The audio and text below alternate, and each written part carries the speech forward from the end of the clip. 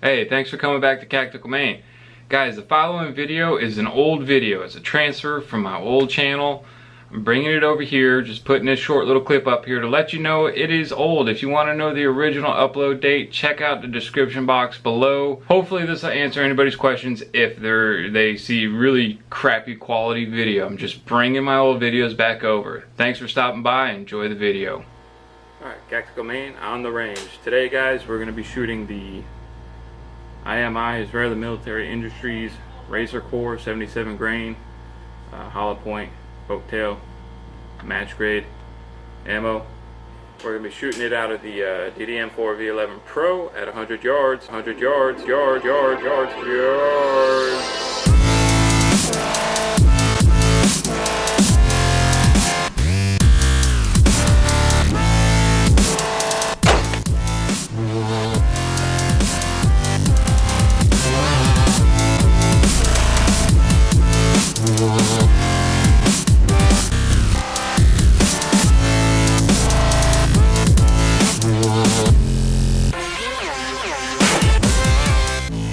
Going for accuracy. I don't have this scope sighted in for 100.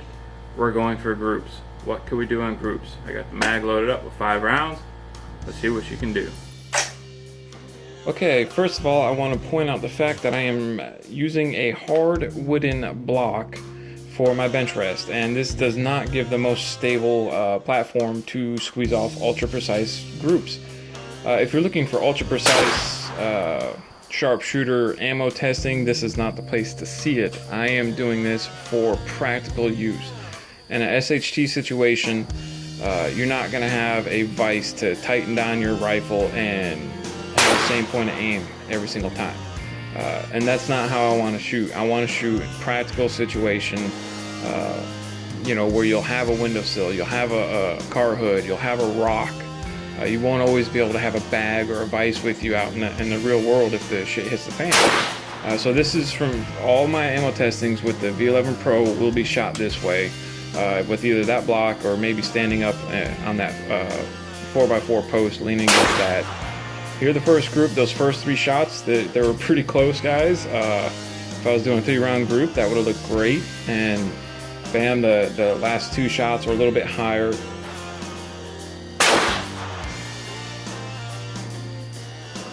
That first group I was on 6 times magnification. Here I go, I just lowered down the magnification for the second group, 0 magnification, or actually just one time with the Strike Eagle. This target looks massive when it's zoomed up. It's really a 25-yard pistol target. It's a small target, guys. You'll see once we get to it that it's really not all that big. But the IMI 77 grain Razor Core, at this point in the range trip, it's doing all right. I've been down there once and I circled that first group, and you know, I wasn't thrilled, but you know, with this practical, and again, practical accuracy, I'm looking for 2 inches or less, basically less than 2 inches at 100 yards. Okay, we'll get to the sizes here in a second. Here I am finishing up the last shot on the second group. And while I was waiting for the range to go cold after this second group, I said, you know what, let me fire 5 rounds of Wolf downrange to show you guys, Wolf 55 grain, to show you guys a comparison. Here we go. You can see how much that 55 grain Wolf spreads out. Looks massive here. Again, it's really not all that massive. This was actually the better grouping of Wolf I've had at 100 yards.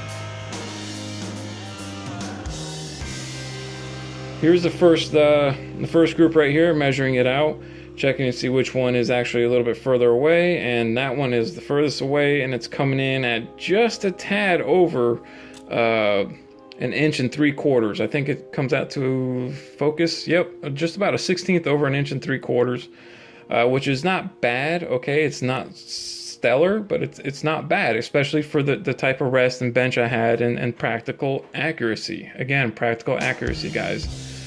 Second group right here, it's coming in at just over 1.5 inches. Okay, that's a little bit more like it for practical accuracy in my book. Here I'm measuring out the Wolf, and like I said, this is actually the best group I've gotten with Wolf 55 grain at 100 yards. Just over 3 3/4 inches, almost 4 inches. Okay, we're gonna shoot some steel, guys. There's a few things I want you to look at on here. Look at that round that's sitting on the table. Look at the ejection pattern of this IMI ammo, okay? It's not normal. If you have a V11 Pro, you know that's not really a normal ejection pattern. It's kind of inconsistent. Look at that one. Do you see that? Not good. We'll get into that a little bit down the road. I had 10 rounds to shoot on steel here, guys, and I only got 8 to actually fire. Yes, I had 2 mess ups.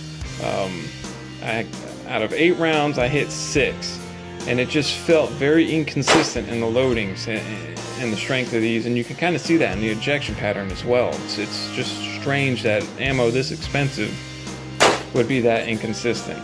The 2 rounds that I had problems with, I believe, are just too long. Okay, I did not measure them overall length prior to them having the problem, but what happened is they got jammed up underneath the M4 feed ramps, and as you can see, the first one got pushed way back down into the cartridge. Very unsafe, would not fire. The second one up top here, it got pushed back enough to where I was just gonna say it's not even worth trying.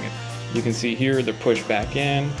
The overall length is just probably too long, guys. You can see the noses right there all boogered up from catching underneath the M4 feed ramps. Now let's take a look. Look, here's the ejection. Here's Wolf 55 grain. You see that round come out, that casing come out and smack the camera? And look at that 77 grain IMI 5.56 just dancing off the floor. Pretty weak. Overall, guys, I give this ammo a 6 out of 10. It scored a 6 out of 10 mostly because the accuracy was there for, again, the accuracy was there for practical.